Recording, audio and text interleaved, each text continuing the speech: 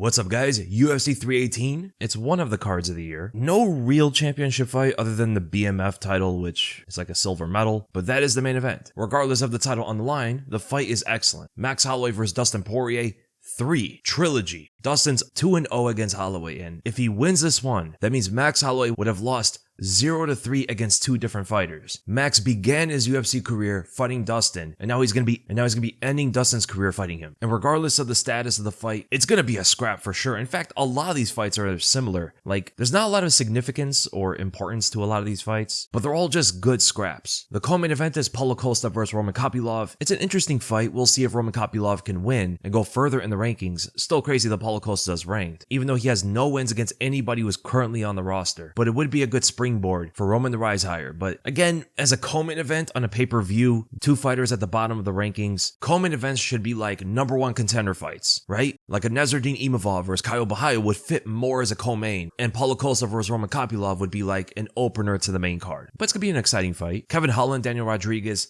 another one like that as well. Very similar. Dan Ige, Patricio Pitbull, again, another very similar fight. Michael Johnson versus Daniel Zellhuber. Ateba Gautier is on the card. Dolatov is on the card. And those two are going to be your prospects of the night. Ateba Gautier and Islam Dolatov. Both finishers, excellent strikers. I think Gautier is a better prospect, as I think he goes further in the UFC than Dolatov does. But they're both essentially using their opponents as a stepping stone to further their careers. The fighter of the night is Dustin Poirier. This entire card was made around him. It's in his hometown, his retirement fight. He's 2-0 against Max Holloway. He has to be the greatest fighter to never win an undisputed title. The stake of the night, the fighter that absolutely needs a win. There's a lot of them. I'll just put them all there. Paulo Costa absolutely needs a win. He's on a 2-fight loss streak, 1-4 in his last 5 fights. And again, has to beat somebody who's on the roster, right? Nikolay Veretennikov is on a 2-loss streak and winless in the UFC. He has yet to win his first fight. And you can imagine if he loses to Francisco Prado, he might get cut. Same thing with Robert Valentin. Winless in the UFC, 2-loss streak. If he loses to Ateba Gautier, and that is a very tough fight, he could get cut as well. There's Jimmy Crute, who's winless in his last 5 fights, has been exchanging draws and losses, and hasn't had a win since 2020. Lukasz Brzeski, who is 1-5 in his last 6 fights, currently on a 2-fight loss streak, both finishes. And Francisco Prado, who's also coming off a 2-loss streak, and he's 1-3 in the UFC. So there you go, you got multiple fighters on the chopping block. Except Paulo Costa, I don't think he's going to get cut. The sleeper of the night, the most slept on fight on the card, I think is Kyler Phillips versus Vinicius Oliveira. That's a great one right there. Phillips is more technical, whereas Oliveira has the power and durability. Those type of fights usually tend to be very exciting. Can the skills defeat the attributes of the bigger and stronger fighter? But the banger of the night, the most explosive fun fight on the card, there's a lot of them, but I think it's the main event. Max versus Dustin 3, that is also your fight of the night, the best fight by far. And with that, let's go to the first fight on the card, and there's 5 fights on the early prelims, and they're starting with Carli Judice versus Nicolle Caliari. 2 strikers, good kickboxers. Judice is coming off 1 win. She's 1-2 in her last 3 fights, but both of those are split decision losses. Whereas Caliari is coming off a loss to Ernesta Caracati, who also defeated Judice in the Contender Series. Now, both fighters have decent footwork and combinations and fight mostly by the fundamentals, but where Carli Judice has the advantage and why I'm picking her in this fight is her height and reach. 5'7" with a 68-inch reach, and also Caliari tends to not move her head too much. And against a longer opponent who could snipe her at distance, Caliari is going to take a lot of shots, and Judice has a very good high kick. So I'm going to go with Carli Judice by a decision. And then we go to Bruno Ferreira versus Jackson McVey. Both fighters have never went to a decision in their entire careers. 100% finish rate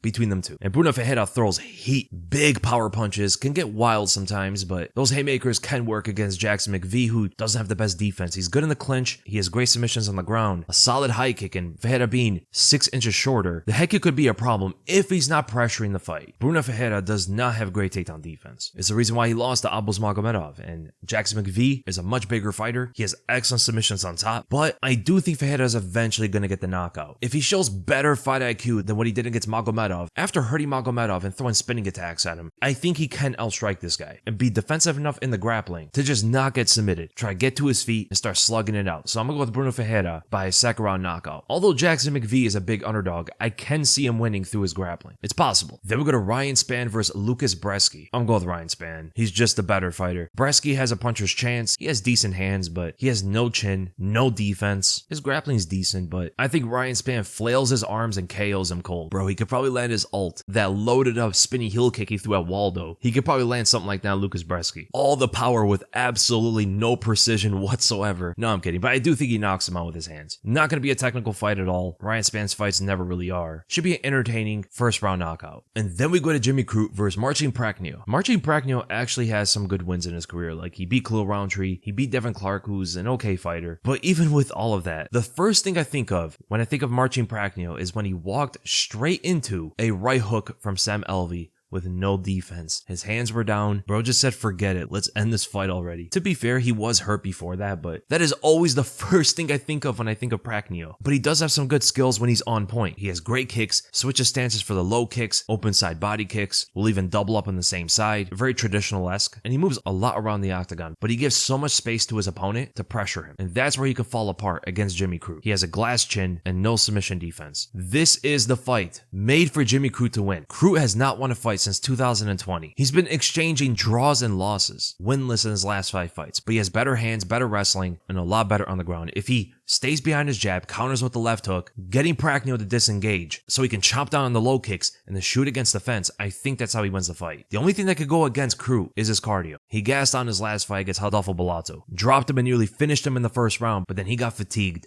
so quickly. If he paces himself well, I think he beats Prachnio quite easily. So I'm going with Jimmy Crute by a 3rd round submission. And then we're going to Adam Fugitt versus Islam Dolatov. This is made for Dolatov to have a quick, easy knockout. And there's something to be said about guys who go from modeling to MMA. They're going to a career that is the antithesis of their original one, right? It's like the exact opposite of it. Like, there is no doubting someone's commitment when they are going from professional modeling to MMA. Very dangerous striker with excellent chokes on top. Can wrestle. He's very fast in the stand-up machine gun combinations. Adam Fugitt is not really that technical. He's like an average fighter everywhere. His wrestling's okay. His striking's okay. He does have a long reach and goes for the finish. But technically speaking, I think Dolatov has him beat everywhere. So I'm going with Islam Dolatov, overwhelming him and TKOs him against the fence with his combinations. And they're going to Ateba Gautier versus Robert Valentin, another sacrificial lamb. Gautier is going to butcher him, man. I think he's too big, too powerful, is a way more skilled striker, good jab, straight left hook, and the thing he does well better than a lot of fighters in the UFC is that he always keeps his hands up, being mindful of his defenses when he's also being offensive with his striking, making it a lot harder for his opponent to counter him. He has good low kicks and high kicks, knees like against Jose Medina. Robert Valentin is better on the ground, but can he get it there? The scrambles that he showed against Ryan Loder, I believe, is way ahead of what Gautier is capable of, but can he get him there? I don't think so. He's 6'4" with an 81-inch reach, and is not even skinny. You would think someone who's the same height and reach as Adesanya would be as thin as he is. No, he's like 2 Adesanyas wide. I don't know how he makes middleweight. It's insane. Now, Robert Valentin does have a chance here. He has some good counter punching and even counter elbows. Would he get close enough to throw an elbow though? Because Gautier is going to keep that jab on him. He's also very good at hand trapping to not only maintain distance, but open up the opponent's defenses when they try to counter him. He keeps his hands up, blocks the punch, and returns fire. So I'm going with Ateba Gautier by a 2nd round knockout. And then we're going to Francisco Prado versus Nikolay Veretennikov. I'm going to be honest, man, I don't know how Nikolay Veretennikov is still in the UFC. When he shoved Austin Vanderford after losing that fight, I thought the UFC was going to cut him. But now they're giving him Francisco Prado, and both fighters are coming off a 2-fight loss streak. Prado is 1-3 in the UFC, but all of his opponents have been tough. UFC debut against Jamie Malarkey, then he beats Otman Azaitar, then fights Daniel Zahuber and Jake Matthews. His UFC career so far has been a tougher road than most. Nikolay Veretennikov is winless in the UFC. He fought Danny Barlow and Austin Vanderford. Both those fighters are also decent as well. This fight should be close because Prado doesn't move his head that much. His striking defense is lacking, and Veretennikov is the bigger fighter. He hits hard. He has good enough fundamentals in this one. He has a sharp right straight, decent footwork, but if Francisco Prado pressures the fight more, I think his chances increase. I think he has better offensive striking, more versatile, better combinations. I think it's a very close fight, but I'm going to go with Francisco Prado by a unanimous decision. Then we go to Marvin Vettori versus Brendan Allen. Vettori's coming off a 2-fight loss streak to Roman Dolidze and Jared Cannonier, but he beat Roman Dolidze before that. Brendan Allen's also coming off a 2-fight loss streak to Anthony Hernandez and Nasruddin Imavov. Before that, he beat Chris Curtis by split decision. Vettori's like a jack of all trades. He's not really great anywhere except taking a punch. Allen doesn't really have knockout power like that, but he's a better technical striker and he's better on the ground as well. His cardio is not the greatest. Vettori's been 5 rounds before, and I think he can outpace Allen, but he can only do it behind his chin, really. But how good is Marvin Vettori's takedown defense? Well, fighters don't usually shoot takedowns against him, but Cannonier completely out-wrestled him. Jack Hermanson also took him down twice. Brendan Allen's not a great wrestler, but he's usually consistent with it. Like when you saw him fight Chris Curtis or Nasruddin Imavov, he'll shoot many times to get the fight to the ground so he can submit them. He has excellent Brazilian Jiu-Jitsu. He's faster than Vettori in the scrambles. He's better at getting the chokes. I think he's overall better with positioning while also having the striking technique. I think he has Marvin Vettori beat everywhere, unless like Vettori can chin his way to a win somehow. So I'm going to go with Brendan Allen by a decision. I think Vettori is good enough on the ground to not get submitted. And then we're going to Keller Phillips versus Vinicius Oliveira. Phillips coming off a loss to Rafa, but before that was on a 3-fight win streak against Pedro Munoz, Raoni Barcelos, and Marcelo Rojo. Vinicius Oliveira is on a 5-fight win streak, the longest win streak on the card. And he beat some good fighters too. Said Nurmagomedov, Ricky Simon, Bernardo Sopai. He also beat Victor Madrigal and Hikaru Yoshino. Vinicius Oliveira relies heavily on his attributes. He reminds me somewhat of Michael Morales, where technically he's not the best, but he's extremely powerful with everything he throws. He's strong with his wrestling and grappling, huge for the weight class, and has a granite chin. Keller Phillips, on the other hand, is the technical fighter of the two. But can he get past the strength and power and size? I think he has the footwork to do so, especially in the striking while avoiding the takedowns, but he's going to have to increase his volume from the Rafa fight, because against Rafa, he didn't throw as much. But the only thing about Phillips is wrestling. Although when he commits to it, it is very good in the moment. But stemming off the Rafa fight, he did tire out after the first round. It seems like Keller Phillips cannot sustain a grappling game plan throughout 3 rounds. But I don't think he should. I don't think he should try to take Oliveira to the ground. He should mostly stay striking in this one, pot-shotting and exiting off angles. Because Oliveira is going to be throwing crazy strikes out there. Haymakers, flying knees, all that sort of stuff. Phillips just cannot stand right in front of Oliveira. His main commodity in the fight is his footwork. That's what everything should be revolved around. As for Oliveira, I think he should try to grapple more. Take the fight to the ground. We've seen Phillips gas out after he grappled with Rob Font. So if he implements that game plan against Phillips, I think he has a good chance of winning it. But I'm going to pick Keller Phillips in this fight. I think his footwork can get around those takedowns, as well as the power punches of Oliveira. So I'm going with Phillips by decision. And then we go to the main card. Michael Johnson versus Daniel Zellhuber. The sometimes GOAT is coming off an impressive 2-win streak against Atman Azaitar, who he knocked out in the second round, and Darius Flowers. Before that, he got knocked out by Diego Ferreira. But Daniel Zellhuber is coming off a loss against Esteban Ribovitz. Before that was a 3-fight win streak against Francisco Prado, Christos Giagos, and Lando Venata. Michael Johnson might have the faster hands and the knockout power to go with it, and in moments his boxing actually looks very good. But how he's going to get in range against a longer, taller kicker in Zellhuber? Zellhuber is also very tough. I mean, the fight against Ribovitz was absolute madness, one of the best fights I've ever seen, and he took a lot of damage in that fight. And Ribovitz has decent power. Although he probably doesn't hit as hard as Michael Johnson, I think Zellhuber could take some big shots from Johnson as well, if the fight gets into that closer range. But I think for the most part, Zellhuber is going to fight behind the jab, take out Johnson's legs with kicks, and counterpunch whenever Johnson gets more aggressive in the fight. So I do think it's an easy fight for Zellhuber. I'll go with him by 3rd round TKO. Then we go to Dan Ige versus Patricio Pitbull. 2 short power punches going head to head. This is going to be such a fun fight, man. I just think, other than currently Josh Emmett, there's nobody who could beat Dan Ige in a firefight, because both of them are so pressuring and look for the knockout shot. There's going to be some explosive exchanges between them two, and I don't think Pitbull can withstand that type of fight. Also, Dan Ige is a better boxer. He works off the jab better. They both have good precision with the right hand, but like the way he knocked out Andre Fili or the longer Sean Woodson, the right hand counter against Gavin Tucker. I think everything Pitbull does, Dan Ige can do better. So I'm going to go with Ige by a 1st round knockout. Their styles do not allow that fight to go all 3 rounds. And then we go to Kevin Holland versus Daniel Rodriguez. This is another scrap. Daniel Rodriguez is going to be constantly moving forward, trying to get into the distance to land his own punches, but he can be very stiff when he throws. Having stiff striking against a longer sniper like Kevin Holland, who has 1-punch knockout power, makes it easier for Holland to win this fight. Holland's also better on the ground if the fight ever scrambles there. That reach of Holland, I think, is going to be so difficult for Rodriguez to fight against, and it's an open stance fight. Holland's right hand against Rodriguez's left. Rodriguez seems to be more confident when he throws his hooks, whereas Holland's so precise with the right straight, and Rodriguez is not really that fast. I'm going to go with Kevin Holland by a 2nd round knockout. And then we go to the co-main event. Paulo Costa versus Roman Kopylov. Both good strikers. Roman's more of a sniper, pot shotter, single numbers kind of striker, right? Whereas Paulo Costa's more about the combinations. He has great body shots, mixes up the target, has very powerful kicks, and actually quite fast with them, but Roman likes to fight at distance, and he has a good eye on kicks. But will Costa constantly walk into the punches of Roman? He doesn't have exceptional head movement. Like, sometimes he'll move his head off the center line, but we've seen oftentimes against Robert Whittaker, Sean Strickland, Uriah Hall, and even Luke Rockhold in some moments, his head is there to be hit with straight punches. Roman Kopylov in the open stance, him being southpaw, he could line up that left straight as Costa's constantly walking him down. Costa's not as sharp with his right straight, so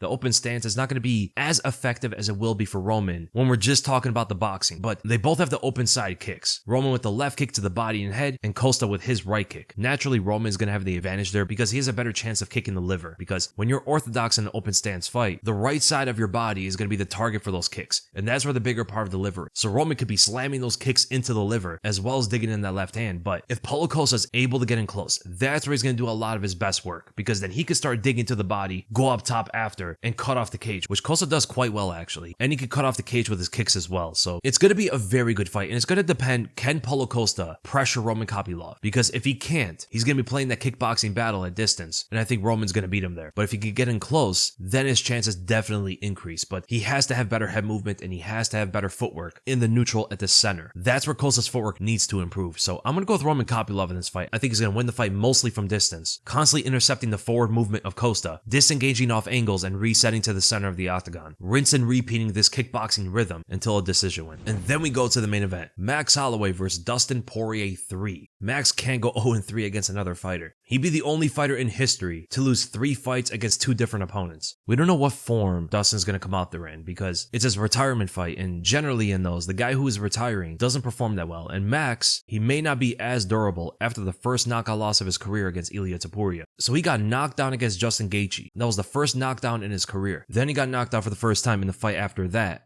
against Ilia. But physically, they both look great. More shredded than even in their last fights, which is crazy. Dustin is in better shape now than when he fought Islam. Max is more so the same from when he fought Gaethje, but he does look slightly more shredded though. So physically, they're in the best shape ever. But will Dustin's speed still be there? Will his chin still be there? And same for Holloway. Can he still take the same punch after that Ilia fight? Dustin hits very hard. He's a very good boxer, and he has a good style against Max. Able to counterpunch very well with the left straight and right hook, and is able to land at long distances with that shift combination that he was successful with in the second fight. But there is a difference from the second fight. Dustin benefited from being the more powerful fighter, and Max didn't prepare himself like he did against Gaethje for this division. Now with that weight preparation against Gaethje, Max became more powerful, so Dustin's not going to have that power advantage the same way he had it in the second fight, which I think automatically is going to make this more difficult for him. I still think he could win the exchanges, but Max is going to be in those exchanges throwing more than he did in the second fight. But that could be also worse for Max, because if he's staying in the pocket with Dustin longer, that could potentially mean he takes more damage. If he's sitting on his punches and exchanging with Dustin, he could get knocked out again. There's very few fighters that can exchange with Dustin like that. His boxing skill is a very high level for MMA, and perhaps Max's more elusive style that he had in the second fight could be the better approach. Max still has very good footwork, but against Ilia, you saw him stay in front of his opponent a lot more than he usually does. And I think it's because of the way he sits on his punches, it requires him to do that more often. And also, Max has been jumping up and down weight classes. Historically,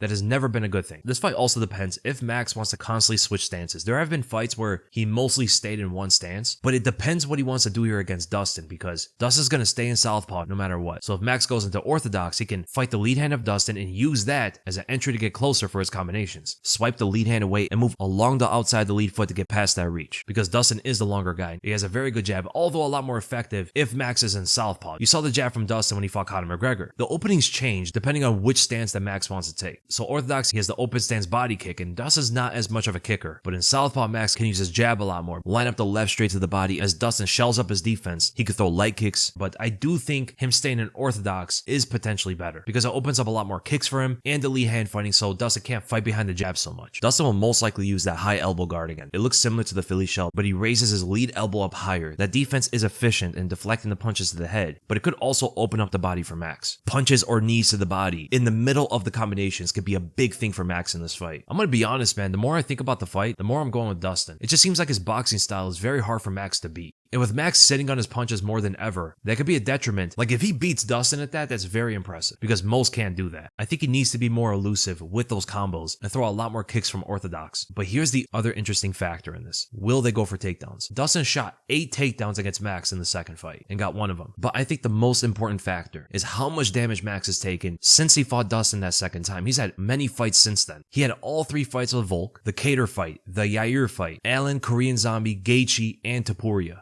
that is a lot of damage he's taken, man, especially from the third Volk fight and the Ilya fight. And he did take a lot of shots from Yair as well, so I don't trust Holloway's chin as much as I did in the second fight. So I'm gonna go Dustin Poirier by a 4th round TKO, getting that 3rd win against Max. I don't think Max is gonna be as durable, even as he was in the second fight with Dustin. He's coming off the knockout loss to Ilya. He's taking a lot more damage since he fought Dustin, and he's sitting on his punches more than ever. He's standing in front of his opponents more. He's not as elusive as he used to be. He still has good footwork, but he doesn't fight as elusive as he used to. His style has slightly changed from that, and I think although he could have success and he can land some big shots on Dustin, it just overall doesn't seem like the best approach to fight someone like this. And although most fighters don't perform well in their retirement fights, I think Dustin's different. And even in his last fight, he looked great against Islam, so I think Dustin's gonna be one of those few that performs well with a perfect retirement win in his hometown against one of the best. But the fight is a pick'em. Holloway is technically a favorite, but it's pretty much a pick'em. I think those are good odds both ways. Roman Kopylov is a near a 3-1 favorite over Paulo Costa. I think he's too big of a favorite, but he should win the fight. Kevin Holland's a 4-1 favorite over Daniel Rodriguez. I can agree with that. Dan Ige is near a 2-1 favorite over Patricio Pitbull. I think he should be a bigger favorite, honestly. So those are good betting lines for Dan Ige. Daniel Zellhuber is almost a 6-1 favorite over Michael Johnson. I think he should be closer to like 4-1 favorite, but yeah, Zellhuber should win. Vinicius Oliveira is almost a 2-1 favorite over Kyler Phillips. Very interesting. Brendan Allen's over a 2-1 favorite over Vettori. I agree with that. Francisco Prado is a slight favorite over Nikolay Veretennikov. I'm going with the underdog on that one, but it is a very close fight. Ateba Gautier is over a 5-1 favorite. I agree with that. I think it should be an easy fight for Gautier. Islam Dolatov is a 6-1 favorite over Adam Fugitt. I agree with that as well. Jimmy Crute is over a 2-1 favorite against Marcin Prachnio. I agree with that. If he fights smart, it should be an easy fight for him. Ryan Spann's over a 2-1 favorite against Lukasz Brzeski. It's a fight I would not bet on, but I do think Ryan Spann should win. He's way too wild to bet on. Brunno Ferreira is almost a 7-1 favorite against Jackson McVey. I definitely don't agree with that. I think Ferreira is going to win, but that is way too big of a favorite. He should be closer to like a -300, not almost a -700. That is crazy. And finally, Carli Judice is over a 2-1 favorite against Nicolle Caliari. I agree with that as well. So there's a lot of big favorites on this card. Only a few fights where it's somewhat close between them, but there's a lot of like 3-1 favorites, 2-1 favorites, even 4-7-1 favorites. It's insane. But the fighters I am confident in are Kevin Holland, Dan Ige, Daniel Zellhuber, Brendan Allen, Ateba Gautier, Islam Dolatov, and Jimmy Crute. So I hope you guys enjoyed the predictions. If you guys did, make sure to give it a like, make sure to subscribe, hit the bell for notifications, leave in the comments below who you think are going to win these fights, and I'll see you guys in the next video.